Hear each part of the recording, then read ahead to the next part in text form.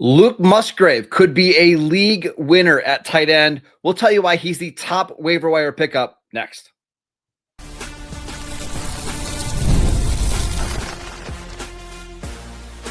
You are Locked On Dynasty Football, part of the Locked On Podcast Network. Your team every day.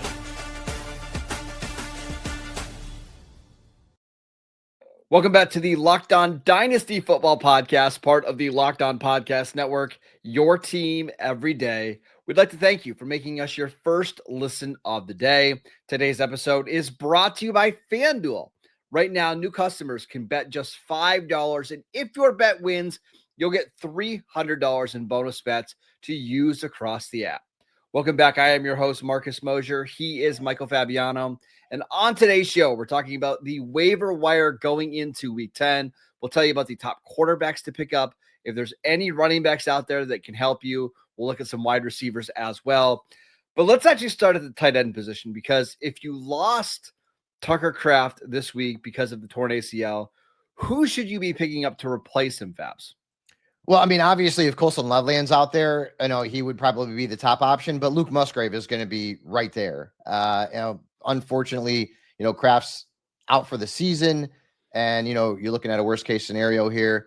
Remember, though, Luke Musgrave was actually drafted in the same year as Tucker Kraft, Ahead of him. He got drafted ahead of him. Right. Yeah. So the Packers obviously liked him coming out of, I believe it was Oregon State. Mm-hmm. And Musgrave is a player now that will move to the top of the depth chart. Is he as good as Tucker Kraft? Obviously not, because Tucker Kraft usurped him pretty quickly once he came into the league and was a Packer. But when you look at the usage of tight ends in this offense, again, it's probably going to shrink now because you've got more wide receivers. Jaden Reed will be back. Christian Watson's already back. So I don't think that Musgrave will have anywhere near the target share that Tucker Kraft did. But this is a dumpster fire position. Tight end's awful. And I will next season be eliminating tight end from a lot of my leagues or moving it to tight end premium. Get out of here. Stop because I'd rather start a kicker than a tight end at this point. Especially if it's Cam Little kicking 68-yarders. But anyways, I think Musgrave is going to end up being a startable asset for you moving forward. So if you have Tucker Kraft and you lost him, you've got 4 teams on a bye this week, including one team that is a piece of garbage trash with a star on the side of their helmets. Maybe you don't have Jake Ferguson, obviously, this week, so you need a tight end. Luke Musgrave is definitely worth a look off the wire, and he's available everywhere. Like, Luke Musgrave is out there. Colson Loveland, he's out there too at the tight end position. And a lot, I think, just not in dynasty leagues. In redraft leagues, he's available. Yep. Correct. Yes. So, whether or not Cole Kmet plays is something that we should kind of note, but he is also going to be very popular off the waiver wire after having that big game last week. So if you need help at tight end, those are going to be the top 2 guys. Juwan Johnson's also an option. Cade Otton, Dalton Schultz is out there. Mason Taylor's out there. AJ Barner, who I had as a sleeper last week, he's out there as well. There's never a shortage of the tight ends that can get you like 6 to 8 points a game. Like, those guys are out there. You just mentioned a bunch of them.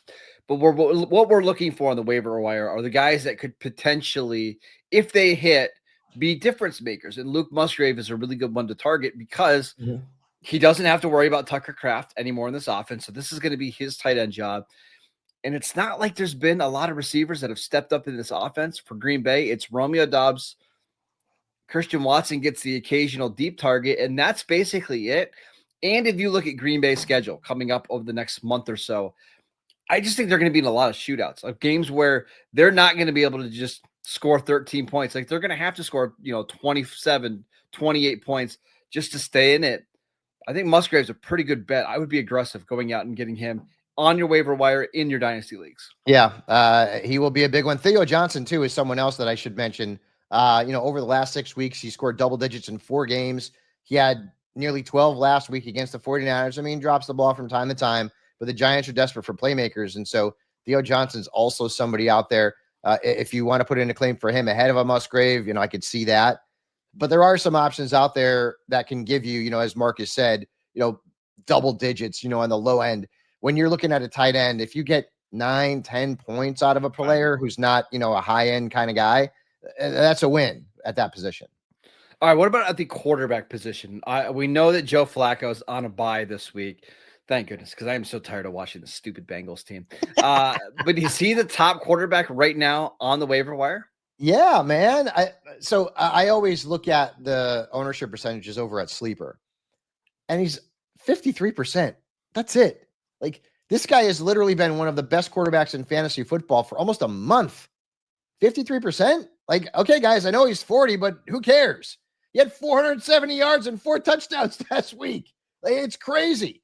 And yeah, pick him up because stretch run. Why not? He should not be available. So I was shocked when I saw the number, and I don't care that he's off this week. Unless you don't have a roster spot to wait a week or two for him, you've got to go get Joe Flacco, which is insane to say. He is literally putting up the best fantasy numbers of his career in Cincinnati. And this is a guy who won the Comeback Player of the Year award a few years ago and had some good games and good numbers with the Browns. If Flacco is not available, then, you're looking at Marcus Mariota, who will start this week against Detroit, against a defense that gave up 3 touchdowns to J.J. McCarthy last week. And Mariota was viable when he was the starter earlier in the season when Jaden Daniels went out. So, he's going to be a quarterback that you can look at as well. Some other guys, I mentioned McCarthy, I guess. I'm not a big fan. He's available out there. Trevor Lawrence is out there, but he's got a brutal matchup this week against Houston. So if you pick him up, I wouldn't play him this week. Justin Fields is out there. He's got a brutal matchup against the Browns this week, but still, he's a guy that you can pick up.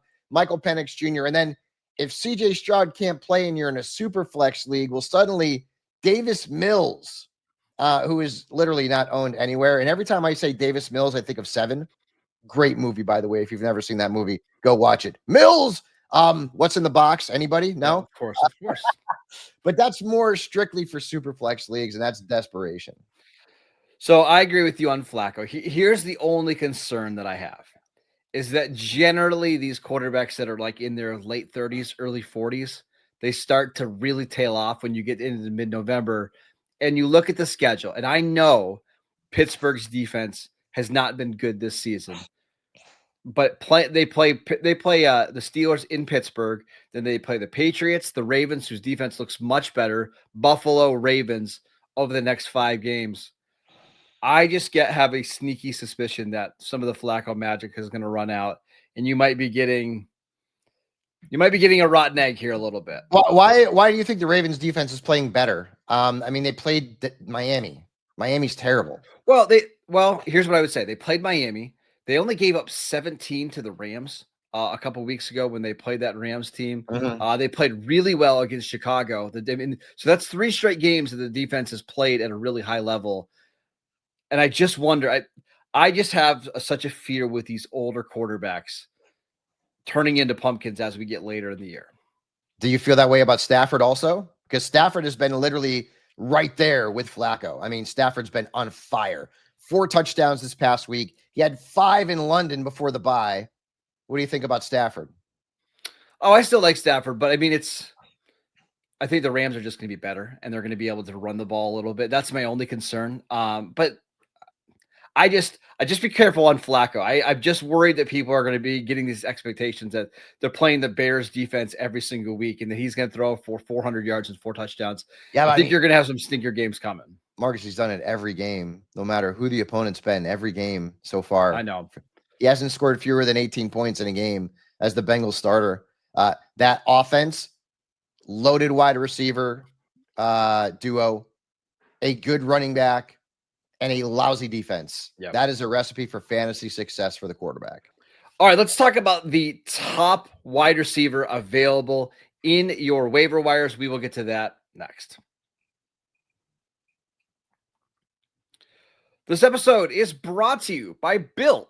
Nobody likes paying rent, but if you must, you might as well get something for it.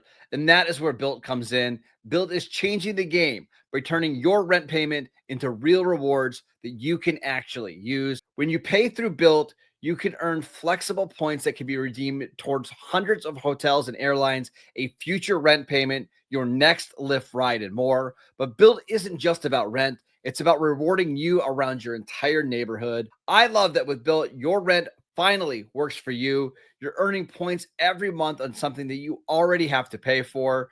So turn your rent into rewards and start earning points around your neighborhood by going to joinbuilt.com/LockedOnNFL. That is JOINBILT.com/LockedOnNFL. And make sure to use the link so they know that we sent you. Welcome back to the Locked On Dynasty Football Podcast. We'd like to thank you for making us your first listen of the day. Fabs, let's talk about some receivers that you should be going after in your waiver wire. Who do you got? And there's actually a pretty good number of them this week, so you should be able to grab at least one or two. I'll start off with Alec Pierce, he's been good, man. 6 catches, 115 yards, over 17 fantasy points against the Steelers. He had 13 targets, right? He scored 10 plus points in 4 of his last 6. He's seen double-digit targets in 2 of his last 3. So, Alec Pierce, Josh Downs as well. He's more owned than Pierce, but Pierce is a guy who, with Daniel Jones under center, is putting up numbers that are worthy of a roster spot in fantasy. Probably the biggest name, well, maybe not the biggest name, but the biggest ad will probably be like Parker Washington, who was very good last week. 8 catches, 90 yards, 9 targets. We know that Travis Hunter's on IR, but Brian Thomas Jr. got hurt last week too. Now, the matchup this week is in Houston, which is not great. Houston's defense is where fantasy points go to die. But still, you're looking at volume and targets. So Parker Washington will be a popular ad off the waiver wire. And DeMario Douglas, so quick story, like King's Classic, that you and I are in last week. I picked up DeMario Douglas and I had him in my lineup and I took him out last minute and I wanted to kick myself. He had a really good game, right? 100 yards, a touchdown. And our boy Kayshon Boutte got hurt in that game. So all of a sudden, DeMario Douglas is maybe going to see more work in the Patriots offense this week against Tampa Bay. That could be a high-scoring game. So he's definitely a player that you could look at. And then there's a group of other options. Troy Franklin, Tez Johnson. We don't know what's going on with Chris Godwin right now. It's too early in the week. Christian Watson, Darius Slayton, Calvin Austin, Torrey Horton, who had a couple of touchdowns against the Commanders.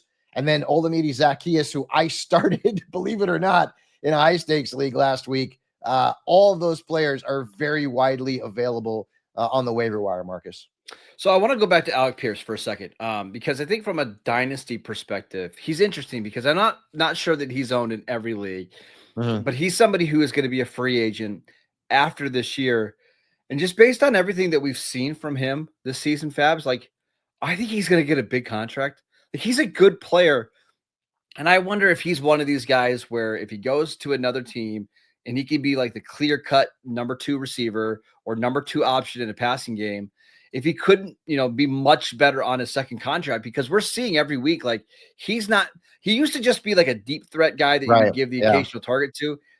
He's starting to turn into something much, much better. Yeah. And obviously it depends on the offense, but this Colts offense has obviously been conducive to the receivers putting up much better numbers than we've seen, right? Michael Pittman Jr. is having a fantastic season. He's averaging over 16 points per game. Pierce has popped here several times in the last month. Josh Downs is getting to the end zone. Now, these guys are not putting up massive numbers on a weekly basis, although Pittman's very good. But yeah, the offense this year has been conducive to, and if you think about it, and it's crazy to actually say this, but the Colts have actually had one of the more fantasy-friendly offenses this year. Daniel Jones has been mostly good, even though he was bad last week. Jonathan Taylor's probably your MVP. Michael Pittman's, moved into that high wide receiver 2, low wide receiver 1 territory. Obviously, Tyler Warren's been very good. And then Pierce and Downs have been useful options when the buys come and maybe potentially when you're replacing an injured player. Yeah, I'm just a big fan of Alec Pierce. Let's dive into some more of these receivers. Who else do you think is worthy of potentially putting a claim in for this week? Yeah, so like I said, I talked about DeMario Douglas for the Patriots. I think he could be worth a claim. Kyle Williams, any chance? More snaps? I think you're gonna have to wait. I'd rather have DeMario. I'd rather have DeMario Douglas. Kyle Williams more of in a deeper league kind of thing. and Torrey Horton, it kind of depends on what goes on with Cooper Kupp. But Torrey Horton, I mean, he's got 5 touchdowns. I think he has 14 catches and he has like 5 touchdowns, which is bananas. And, he's a rookie, and I think the future is bright for him in Seattle. And again, I almost don't want to, like, should Seattle not move on from Cooper Kupp? That's the wrong word. But even when Kupp is healthy, like, have him be a passing down player where he's only coming in on certain situations, because why not just lean into JSN and Torrey Horton as your receivers for the future? Yeah, I mean, I don't disagree with you. And they also, I mean, listen, Seattle again, and I was wrong about Darnold. I thought Darnold would flounder in Seattle, much like he did everywhere else except for Minnesota. I don't know what Kevin O'Connell's got going on over there, but boy, those veteran quarterbacks come in and put up great numbers. And, Darnold certainly has benefited from that now moving to the great Northwest. But that offense too, in terms of the passing game, Jackson Smith-Njigba is arguably one of the 2-3 best wide receivers in fantasy football. You've actually been getting some value from AJ Barner, believe it or not. Horton scored a couple of touchdowns last week. So Seattle's offense in the passing game, because the ground game is going to drive you nuts. Although I do like both Kenneth Walker and Charbonnet this week based on the matchup. They have actually brought in some numbers here that have helped fantasy managers. Yeah, I mentioned, Darius Slayton is another player that you could potentially go out and get. Although, am I starting him against the Bears? I'd have to be desperate. Calvin Austin also is a good pickup off the waiver wire. He was a guy I actually liked as a sleeper last week, and he led Pittsburgh's offense in catches and receiving yards. I think I would play just about anybody against the Chicago defense. This Bears defense is I mean, pretty awful. I get it. I mean, Darius Slayton hasn't really done much. I love Wan'Dale Robinson this week, and no question about that. I don't know if I'm going to go Darius Slayton, but you know what? I mean, crazier things have happened. Real quick, I know this is probably not a waiver wire thing, but what are we doing with this 49ers wide receiver core? Because we have no update on Brandon Ayuk. He's not practicing at all. We're going into week 10, Fabs, and he's not even on the field practicing. At this point, I'm just assuming that Ayuk's not coming back this year and that they're going to give him the full year. Pearsall is still missing time with a PCL injury. Who's the most valuable receiver in this 49ers passing attack for the rest of the season? Yeah, I mean, it's Juwan Jennings, unless we get Pearsall back, and we don't know when he's coming back. It's like every single week, is he coming back? He's not coming back. And, Pearsall was fantastic before he got hurt, but that was always the big bugaboo with him, right, Marcus? Durability, even dating back to college. So, and the durability has been an issue this year. So Jennings, who had double-digit fantasy points, scored a touchdown last week. I think he's going to end up being the guy. And remember, at some point, Brock Purdy will be back. Maybe it's going to be this week against the Rams. I mean, that's a big game in the NFC West, but I don't know. But I know you like Mac Jones, but Purdy obviously has a pretty good rapport with Juwan Jennings. So he's going to be a startable asset, probably as a flex based on the matchups moving forward. But it is the fact that the Niners are doing as well as they are with all the injuries that they've had, and the fact that McCaffrey is the only guy who stayed healthy seemingly on the offense, and he was probably the least durable guy historically, is pretty laughable. But yeah, Jennings is a player that will certainly be worth a look. And I will also say this. I am in a lot of redrafts, and Ricky Pearsall has gotten cut in a bunch of leagues. Mm-hmm. So if you're in a redraft league, keep tabs on Pearsall's status, because when he comes back, you're looking at a startable flex option every week. Christian McCaffrey is having a monster fantasy season. He already has 61 receptions this year. You want to guess what Christian McCaffrey's longest run is this year? Want to guess? See, the way that you're saying that, I know, I set it up like it's very short. 16 yards. Yeah. I saw the leader, like the top 10 rushers in the NFL. Their longest runs were all like 40 and 50 yards. And then to see McCaffrey at 16, like he's doing this solely on volume, and really only in volume in the passing game. He's averaging 3.5 yards per carry. So in one way, you were kind of right about avoiding McCaffrey as a runner. But when you're catching 61 balls in 9 games, and it doesn't matter. All the injuries. Yeah. I mean, they've had, they didn't have Kittle for, 4 or 5 weeks, and they haven't had Pearsall, and they don't have Brandon Ayuk. So like, it's basically the Christian McCaffrey show. So it's been somewhat of the perfect storm for him as a receiver. Yep. All right. Let's talk about some running backs out on the waiver wire. It's a pretty rough week for running backs if you need help, but we'll give you some guys that can help you win in week 10 next. This episode is brought to you by FanDuel. The NBA is back, and there is no better place to get in on the action than FanDuel, the official sports betting partner of the NBA. Even if you missed the start of the game or you just want to ride the hot hand, FanDuel has live bets on everything from who will score the next bucket to fourth quarter comebacks. Plus, you can even combine your live bets into a same game parlay for a shot at a bigger payout. It keeps every game exciting, especially when your team is making that late push. I know for me, I was depressed after watching the Cowboys, so I turned on the Laker game. No Luka, no Austin Reeves, no LeBron. They still got their win. They had that nice little fourth quarter comeback, so it was exciting to see. And right now, FanDuel is giving new customers $300 in bonus bets when your first $5 bet wins. So head over to FanDuel.com to sign up and play your game with FanDuel, the official sports betting partner of the NBA. Welcome back to the Locked On Dynasty Football Podcast. We'd like to thank you for making us your first listen of the day. For your second listen, check out the Locked On NFL Podcast. 2 shows every single day, one in the morning with Tyler Rowland, one in the afternoon with Tony Wiggins, available wherever you get your podcasts. All right, let's talk about some running backs. And again, this is a pretty shallow week for running back help. Yeah. But who is out there that you at least are somewhat intrigued by? A lot of speculative ads at running back this week, Marcus, like Dylan Sampson, because the last we heard about Quinshon Judkins is that he's day-to-day with the shoulder injury. And if he can't go, Sampson's going to be a start across the board against the Jets. So that's a speculative ad. I mean, I guess you could throw Jerome Ford in there as well, but I'd much rather have Dylan Sampson out of that duo. And then it's funny, too, because I was talking about this on the Sunday pregame show on Locked On and joking with Michelle about Terrell Jennings. And I said, you know what? Watch Terrell Jennings actually make an impact this week. And guess what? He did. Ramondre Stevenson, his status for this week is unknown. So this is another speculative ad. But Jennings did score a touchdown, and he had over 11 fantasy points last week. And while Trevion Henderson was like clearly like the lead guy, he was unimpressive. He wasn't great. And obviously they don't trust him to be a true featured back.